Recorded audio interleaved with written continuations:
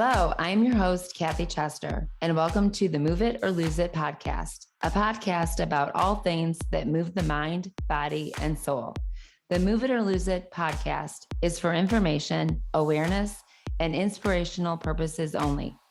I am not a doctor, and I don't even play one on TV. So please consult with your doctor before making any medical decisions. The views expressed by advertisers, guests, or contributors are their opinions and not necessarily the views of the Move It or Lose It podcast.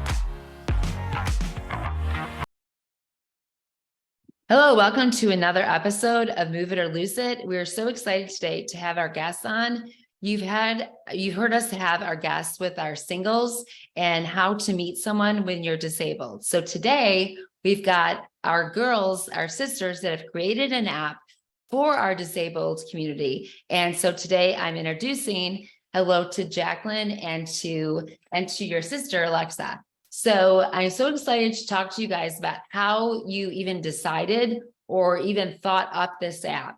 So for all of us, we are so thankful that you did this, and we are excited to just dive right in on how you guys started this. So welcome to Move It or Lose It podcast, guys. Thank you. Thanks We're for so happy to having be us. here.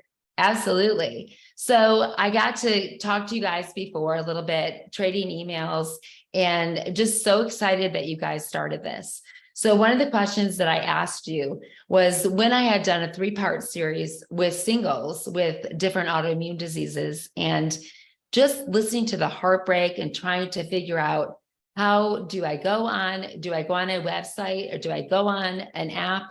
And just hearing some of the stories that I'm sure you've heard as well, just going somewhere and having someone attracted to you, and then you start to get up and they see your aid, your cane, or whatever you have, and then all of a sudden they kind of just look the other way like, oh crap. So is that some of the reasons that brought you guys to decide we need more than this? Yeah, so I'm disabled due to chronic illness, and I struggled on the dating apps for so long. My generation meets everyone on a dating app. So I was a strong proponent for meeting my partner on a dating app. So I would peruse and I would meet people, and anytime I would disclose that I had a chronic illness, I was ghosted, or people would tell me extremely offensive things, or people would just be like, bye, I can't handle you. And did they even bother to ask you what it was? Hardly. I think Wow. like the idea of a chronic illness is scary to most people. Mm-hmm. They just like don't understand if they don't have any experience with it, outside of what they think of a disabled person. Right. And so like I would have people telling me not to ever have biological children in case I pass something down, or like people, telling me that their families told them not to date me because they knew so-and-so with the same diagnosis and it made their lives miserable. This is all on a dating app. Yeah. This isn't like you're calling and asking advice. No. And so for years I would do a surface search on Google and say like, dating app for chronically ill people, just because like I really longed for that connection, that shared experience, and just like someone who honestly would just accept me for me. And I could never find anything. There were articles here and there of things that marketed them as disabled dating sites, and I would sign up for them, and it was not a legitimate site. It felt very predatory and scary, and I would immediately delete my account, and then I would go back to the mainstream dating sites and the whole thing would happen again. Right. Yeah. So, and because, are you in a wheelchair? No. Okay. I have an invisible disability. Okay. So on my dating profile, I look just like anyone else. And then I feel pressure to disclose when it comes relevant, and then it goes downhill. Right.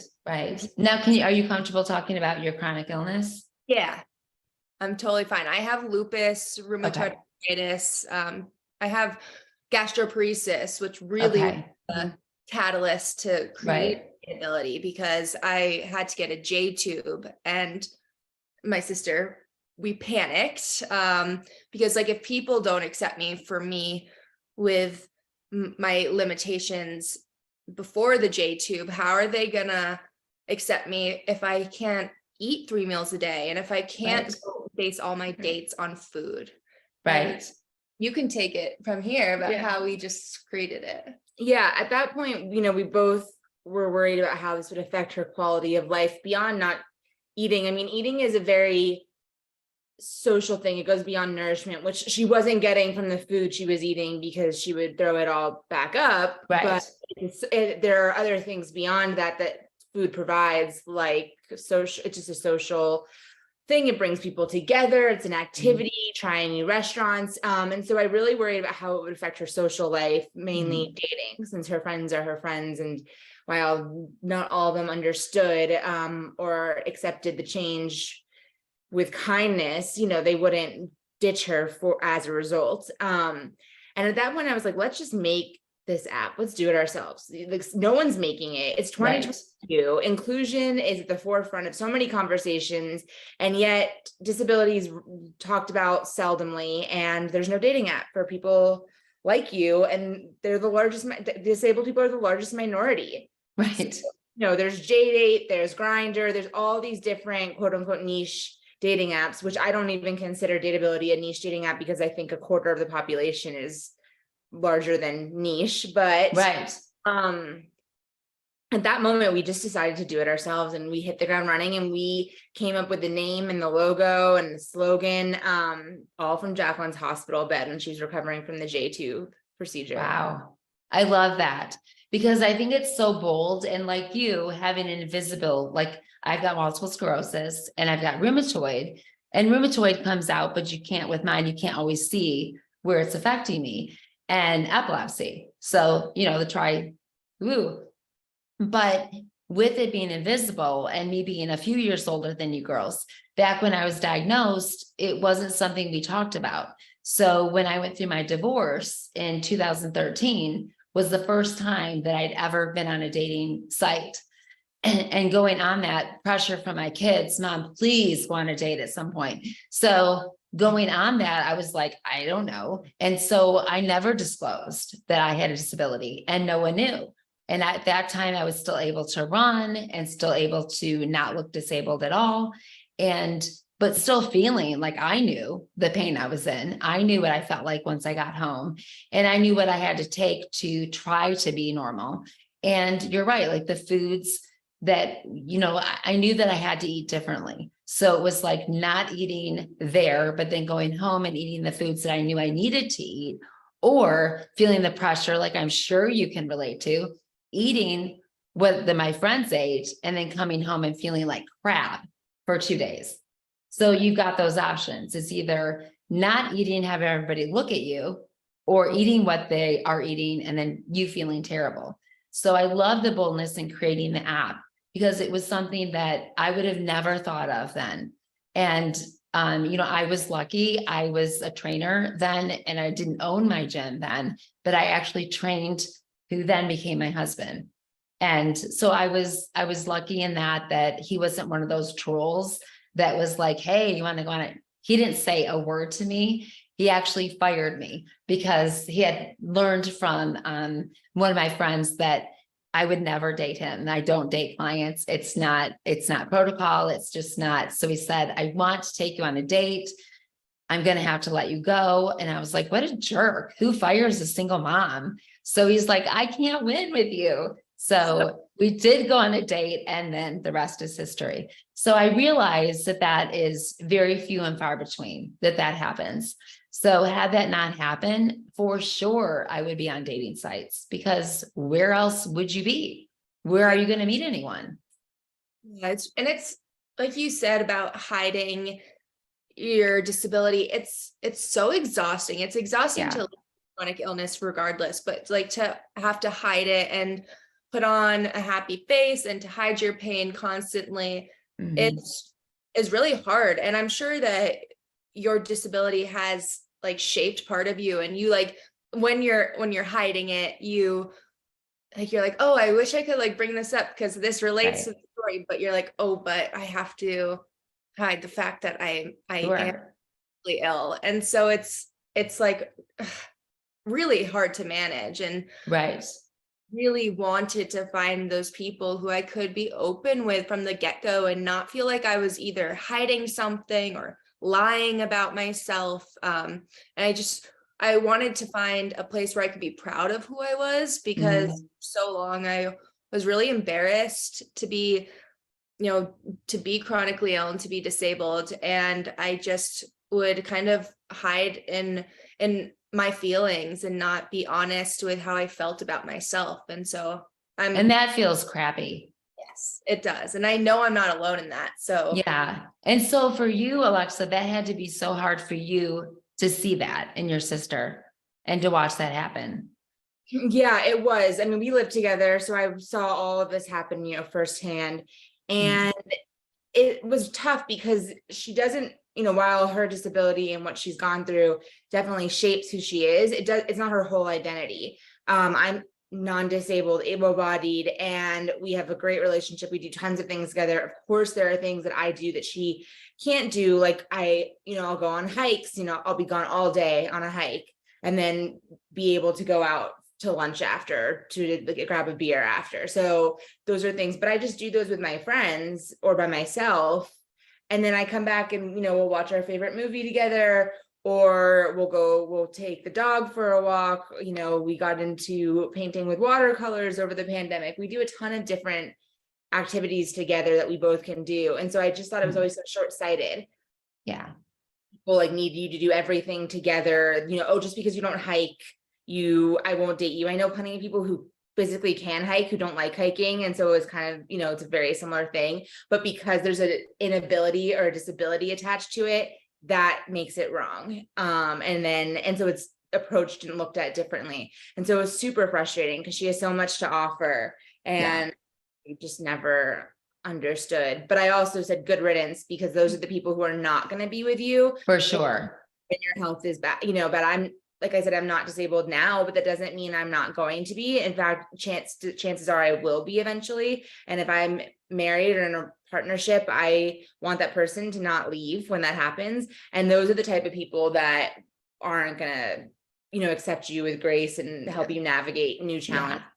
100%. I mean, the couples that I can think of that the husband or the wife left once they found out, I mean, that's horrific. And to think that I was married for a long, long time, very young, and the MS, I was so not really, you just couldn't really tell. And even that was too much. And I shudder to think when things actually turned, he would have been like, I don't know what to do. Bye. So and that was 3 kids later. So I can't imagine what so many people go through. So now moving forward, so you decide you're going to create this app. So it was super easy. And boom, you did it. So no. So how did this work? Also, development part was probably easier than like all the once you launch. It's actually like that's when the really hard stuff comes. Yeah. We put pen to paper and decided what we wanted the app to look like, what every page, what the order of onboarding, all the icons. And then we have our developers bring it to life. And so that's when we can sit back, because neither of us are in tech. So we can't code. So we have someone else do it. And then we launched in late October 2022, and you can take it from here. Yeah. And we really have had great traction so far. Good. We have over 3,500 users of really of all ages, all sexual orientations. It's been really incredible. I definitely see like an older population on there and millennials. And all different disabilities and chronic illness too. With long haulers to wheelchair users to people like Jacqueline, who it's an invisible disability, to neurodivergent or mental illness. Yeah. And we really want to create a platform about like diversity. Yes. I mean, I think that there's this belief that dating apps for disabled people could be like depressing and all doom and gloom. And it just doesn't have to be like that. Right. I think people who say that they would never date a disabled person as a disabled person. And I think those people miss the diversity of disability. There's such a spectrum, and Absolutely. identify as disabled and you never know, or it can affect every single part of their life. And I think it's just really important to keep an open mind. And yeah, after launching, it's been Crazy. it's been crazy. So do people like give you their stories? Do you get to hear back from them? Like if dates have gone well, do they check in with you? Like if it's been like, 6 dates or so and it's going really well, do you ever get to hear any stories? Yeah, our location function now is turned off so that, people can log on and they'll actually see people. We didn't want anyone to log on and not see anyone in their area. Okay. We know that people are open to virtual companionships, and, with the pandemic continuing, people are more COVID conscious. And so Sure. foster those virtual relationships, and people So have. explain that more, because a lot of people didn't know when I tried to say that. Explain to the audience more about how that's more relevant now and how that's going to be different than people because I think a lot of people are more afraid or a little bit more conscientious. So I'm not sure I'm ready for that, but maybe more of a virtual one. So I want you guys to explain that. Yeah, I mean, I think the pandemic first offered like FaceTime first dates for everybody, the entire country, whether or not you're high risk for COVID or not. When we were all in that short lockdown, people were having first dates over FaceTime.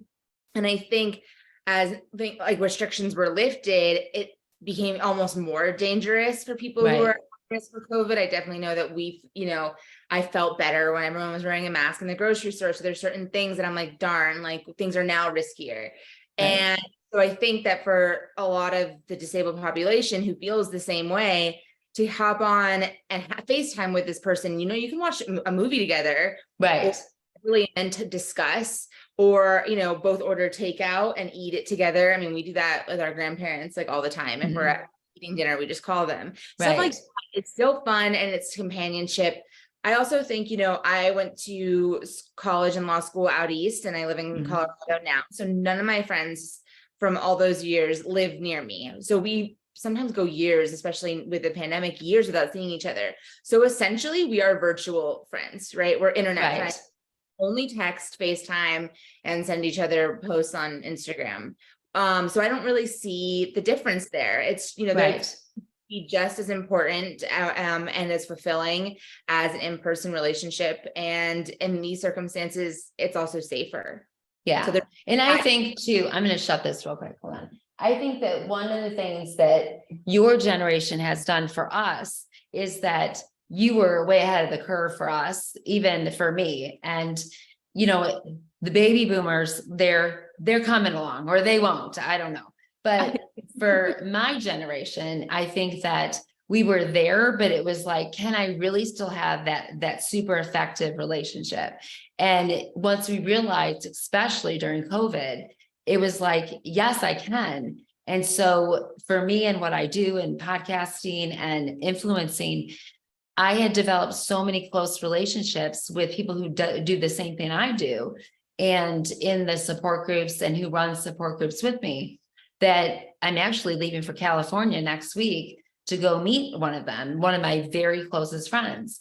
And so I think that those relationships are so real that I believe that people that don't understand it really don't get it, because you miss out on some really true relationships that you wouldn't have normally. And it's just as valuable to me as a friend that's next door or down the street from me. Yeah. I mean, my best friend in the whole wide world just moved to a different state. Does that mean that we're just not ever going to talk again? No, we're going to be best until we're 80, 90 exactly. But and I think, it doesn't also mean that you are never going to meet the person either. Like you said, you're going to California. So you establish this relationship, this trust, this respect, you get to know, intimate parts about each other. And then if you decide it's worth it, then you can meet in person and then go from there. It can work. Yeah, I agree. I mean, I'm the type of person who like the physical stuff is important, but I develop feelings for someone based on like our emotional connection. And so like if Right. you get that longer time to text and to talk, it just seems like it'll be better for me that way. I know Yeah, not like that, but I think it's important to at least try. for sure. So tell me, what has been like so far that you've been doing this, your biggest success that you've been most proud of? Well, we were featured in Forbes, which was very, very cool. That's awesome. And our first press ever was in the Washington Post, and I saw that. day before we launched. So it was incredible. But that being said, I think that we get the most reward when we get the emails and messages thanking us and saying that this, like the work that you're doing is important, because it can often feel like, you know, not that we're failing, but that it's really hard, and Yeah. it's really hard to make a difference, and it's really hard to get people to trust us or to believe in us. And I think that when we hear of these people who are going on dates, and you know, we heard of one person who did start a relationship from Dateability and unfortunately ended due to you know, just like real life issues, Sure. nothing related to disability, but I mean, we've been around for 4 months, and if a relationship already came out of Dateability, For sure. we're in good shape. That is really good. And the thing is too, is it's like real life that you're going to try, you're going to meet someone on Dateability and you're going to figure out, do we match? Are we a good fit? And it's either going to be yay or nay. And that's the whole point of you creating the app, is so that it's a comfortable space that you can feel like, okay, I can do this. I can meet this person and I can actually be honest about my stuff. And it may work out, it may not. And so now that you've got a lot of traffic going through, what are some things that you're looking forward to as the app is growing, as our people more and more are looking into it? What are some things that you see in the next year? What are some big things that you want to grow? Yeah, we want to grow our user base. We really want anyone who wants an app like this to know about it and know it exists, have that brand awareness. You know, that's really what we're trying to focus on now, is just making sure that everyone finds out about it. And so we really want to grow our user base, foster relationships, and just get the word out there that we exist. You know, we will be implementing a friendship feature as well, so that people can develop platonic relationships. Yeah. So it's romantic. We really want to build a community, and eventually, you know, go into advocacy and policy change and try to advocate for the disability community, with things like marriage equality. But until then, we want to grow our user base, foster these relationships, build this community, and make it a safe place. Yes. How have you been able to reach out to the LGBTQ community? Have you been able to reach out with them as well? Yeah. Before starting at Dateability, I didn't realize how big the intersectionality was, and that the disability community is largely made up of LGBTQ plus community members. And so we really want to make sure that it's an inclusive place. And so we get a lot of questions like, are you LGBTQ inclusive? And of course we are. You know, we include pronouns on our app, and we have, you know, all genders and sexual orientation, and we're always looking for ways to make it more inclusive, because we know we don't know everything, and it's important to us to keep learning. But we have a pretty big LGBTQ plus user base, which is really, I love that. That's really awesome. I mean, you girls are really thinking of everything, and it's so important. And so, I mean, I know that I want to be able to highlight you guys, and I would love to have you guys on when I do the next singles one, and just have you guys on, just giving hope, because the hopelessness for disabled, as you well know, is just that I'm never going to meet anybody. I'm always going to be alone. And it's so hard for me to hear that. And it's so sad, the idea of people who really want to be with someone, and the idea that they won't be with anyone is just so sad to me. And so I love that you guys have created this app. And I am excited to hear more stories and how it's being used, and it deserves to be out there more. So I hope that we get some good listeners and some good feedback from the podcast. I definitely want you girls back again. And I hope that we can collaborate on some things with the app and how it's going, and with some podcast stuff. And like I said, with some singles groups that I run, and see if we can get them together and get on the app.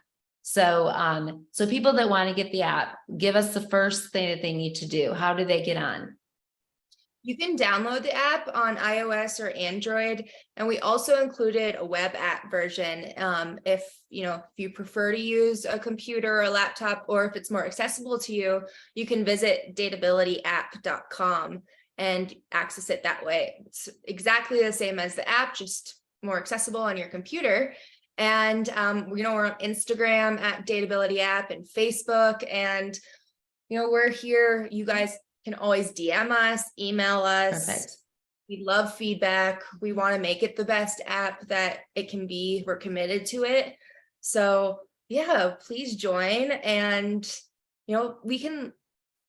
everyone should have hope. Yes. It can be really hard to just put yourself out there, and like the first step is just to put yourself out there, and you'll find your person. Yeah. And you guys make it really easy too. So I appreciate that. You girls have such a sweet heart about it, and it makes it so much easier when you're so kind, and it makes it so much more gentle to say, okay, I can do this. And so I'm excited to see what's going to happen next. And so everything you guys have, I'll have at the bottom of the show notes so everybody can see that. So guys, I hope you really enjoyed this episode, and look forward to us talking again. So we will do another singles podcast where we'll have the girls on, and we'll talk about dateability and this whole entire app. And I can't wait to see how much further this goes. So hope you guys enjoyed it. Can't wait to see you guys for the next podcast. And so have a great day, and don't forget to move your body today, and see you guys next time. Bye-bye. Well, thank you so much for joining us today on Move It or Lose It podcast, where you can again find us wherever you like your podcast, whether it's Apple, Spotify, Stitcher. Join us on that. And we can't wait to see you again. We're going to have a lot of exciting guests and working together. And as always, you'll hear us say at the end of every podcast, we are stronger together. So let's do it. Let's become stronger together. Have a great day.